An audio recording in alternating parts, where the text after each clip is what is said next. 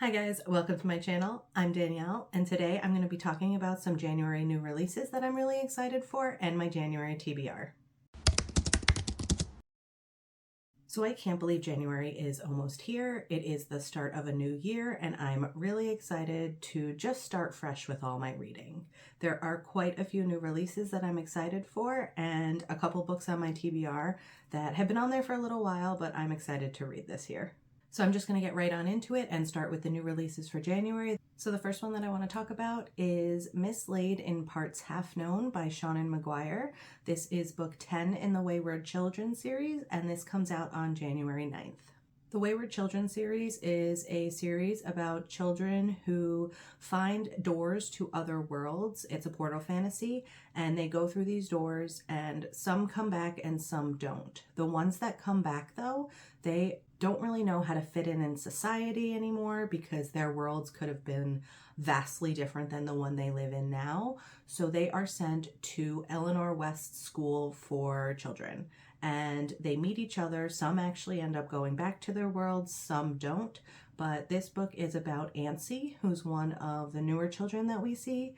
And I know there's dinosaurs, and I'm really excited for this one. I don't want to spoil anything for you. You can read them as standalones, but I would suggest reading them in order. I did, and I felt like that was the best way to do it. The next book, also on January 9th, is The Atlas Complex by Olivie Blake. This is the third book in the series and the final book. If you haven't heard, the Atlas series is about a group of magicians, 6 magicians who go in. They are invited to enter the Alexandrian Society. There is a competition and only 5 of them are going to get in, and they have to fight tooth and nail to be one of those 5. So I've actually only read the first book in this series. I did give it a 4.5 stars when I read it. I really enjoyed it, but I wanted to wait until the third one came out. I do have the first 2 editions in the Fairy Loot editions, and I do plan on picking up the third one to complete my set. And then once I have them all, I'm just going to binge read right through them, and hopefully I enjoy the whole series. And then coming out on January 11th, which is actually my birthday, we have A Beginner's Guide to the Care and Feeding of Demons by Shannon May. This is book 5 in the Demonic Disasters and Afterlife Adventures series, which is a paranormal male-male romance, and I absolutely love these. So like I said, I don't want to spoil anything, but this is book 5 in the series, and we are following one of the characters from book 2 who I absolutely loved and I can't wait to see more of. But in all of these, we either get like demons or angels falling in love with a human who then take them down to hell with them, because that's pretty much where it's set. So if you're into paranormal and romances, definitely give this series a try. So then on January 12th, we get Nobody's Darlin by Sarah Blue, which is the first book in the Dead Palms MC romance. I have not read a whole lot of motorcycle romances, so I'm excited to pick this one up. I love Omegaverse, I love Sarah Blue, and hopefully I'm going to love the motorcycle romances as well.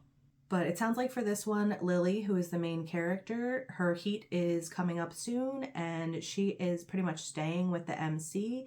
Her stepfather is the president and doesn't think that this is a good place for her, but it does sound like some of the other people in the MC are going to group together and help Lily through her heat and maybe form a pack at the same time.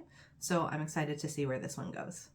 Then next up on the 16th, we have Midnight Ruin by Katee Robert, which is Dark Olympus book number 6. This one follows Eurydice, Charon, and Orpheus, and it sounds like Eurydice and Orpheus have had a little bit of a falling out.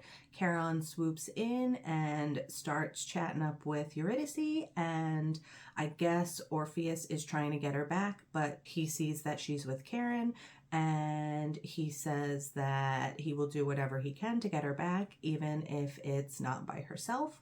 I love Katee's books. She does great poly romances, and I'm really, really excited for this one.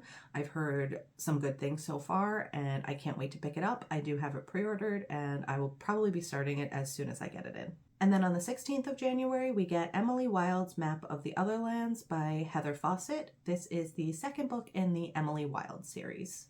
In the first book, we follow Emily Wilde, who is a professor. She is studying the history and lore of fairies, which are a very real thing in this world.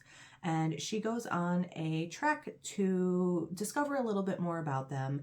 And while she's in this remote village, one of her coworkers shows up, and he is Wendell Brambleby. Everybody loves Wendell, not so much Emily. She's a little bit standoffish. So once he shows up, she's really annoyed that he's there befriending the townspeople when she was having such a hard time of it. And she tries to go off on her own and do some research, but he kind of tags along through everything, and he just makes the book really fun.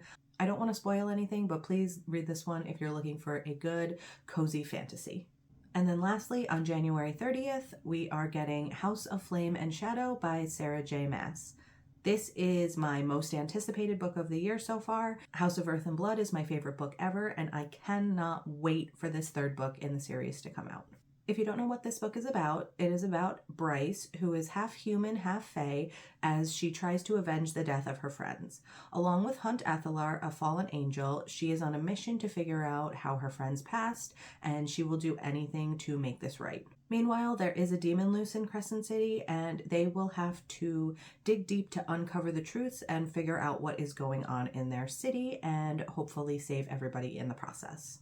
Lots of other stuff has happened between that first book and the second book. I don't want to spoil anything, but please read this if you are at all interested. Again, it is my favorite book, and I cannot wait for this third book to come out. So that was it for all of the new releases that I'm really excited about. Now I'm going to head into my TBR for January.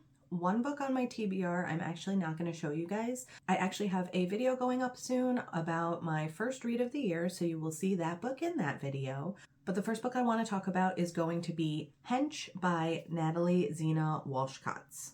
So in this book, we have heroes and villains, but the heroes kind of don't have anybody telling them no. So they go around helping whoever they can, and they really don't care who they hurt in the process.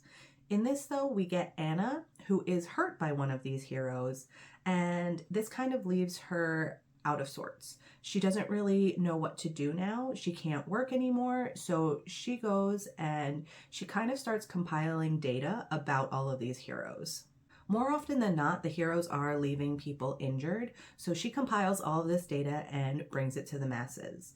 This kind of skews how people start thinking about the heroes, and she ends up actually employed by one of the worst villains in the world. So I can't wait to see where this one goes. I love hero-villain stories. I'm a sucker for data and spreadsheets, and this one just sounds like it's going to be right up my alley. So the next book that I'm really excited for is going to be The Library of the Unwritten by A.J. Hackwith. In this book, we are following Claire, who is a librarian in the Unwritten wing of a library in hell. That wing is where all of the unfinished books go to be sorted and taken care of. I guess in this book, stories run the risk of escaping their books and causing havoc out in the world. But when a hero escapes its book and goes in search of its author, Claire must track it down with the help of her assistant and a demon. But what is meant to be an easy retrieval goes wrong, and it threatens the boundaries of heaven, hell, and earth. I'm really excited for this one, and I can't wait to pick it up. And then the last book on my January TBR is The Forest Grimm by Kathryn Purdie. I don't know too much about this one, so I'm just going to take a quick peek, and it sounds like once upon a time, villagers would whisper their desires to the Book of Fortunes, and its pages would reveal how to obtain them. This was well until someone used the book for evil. Afterward, the branches of the Forest Grimm snatched the book away, and the village withered. Its villagers tried to make amends with the forest, but every time someone crossed its border, they never returned. Despite the warning from her fortune-teller grandmother, Clara embarks on the journey into the deadly forest to procure the Book of Fortunes, to reverse the curse and save her mother and village. Clara's friend Axel puts aside his longing for her to join the journey. The young travelers have set their minds to defying fate and daring to accomplish what no one else has been able to before. Alas, the forest, alive with dark, deadly twists on some of our most well-known fairy tales, has a mind of its own. This one sounds really good. I do believe there's like a couple different fairy tale stories that's included with this one. I know just from the inside page, Little Red Riding Hood looks like it's going to be one of them, and I haven't read that many of them, so I'm really excited for this book. So that's it for my January new releases and TBR. I'm excited for everything coming out this month, and I can't wait to get the year started off right. If you think I've missed any, please let me know down below. I would love to see what all of you are going to be reading this month. But other than that, please like and subscribe and follow me on Goodreads and Instagram. All of that is linked below, and I will talk to you next time. Bye.